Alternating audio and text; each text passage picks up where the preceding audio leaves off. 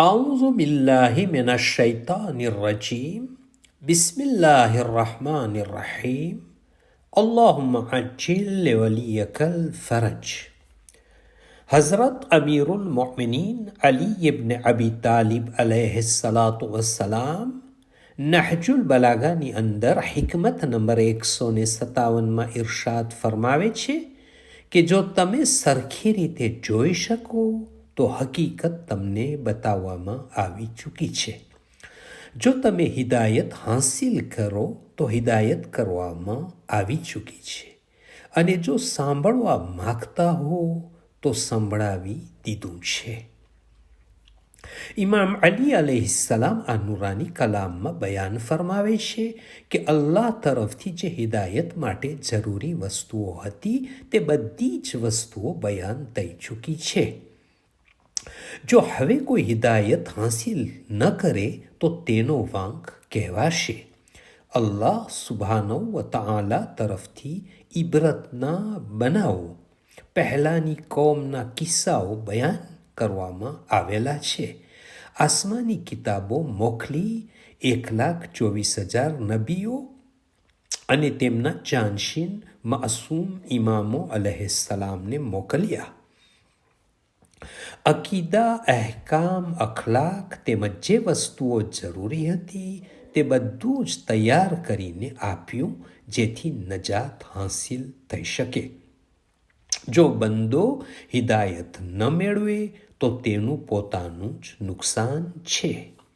કુરઆને મજીદમાં સૂરે અનઆમ આયત number 104માં અલ્લાહ સુબ્હાનહુ વ તઆલા આ તરફ ઇશારો કરે છે કે તમારા રબ તરફથી આંખો ઉઘડે તેવી દલીલો આવી ચૂકી છે.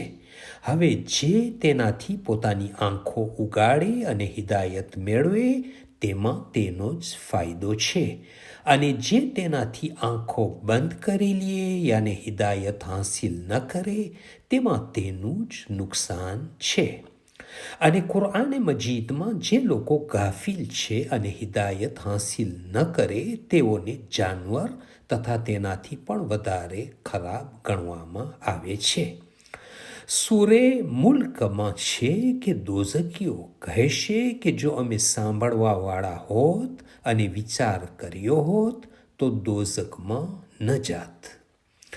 આ બધી આયતોથી પણ સમજાય આવે છે કે ખુદા પાસેથી બધી જ હિદાયતની સગવડો મોકલી છે.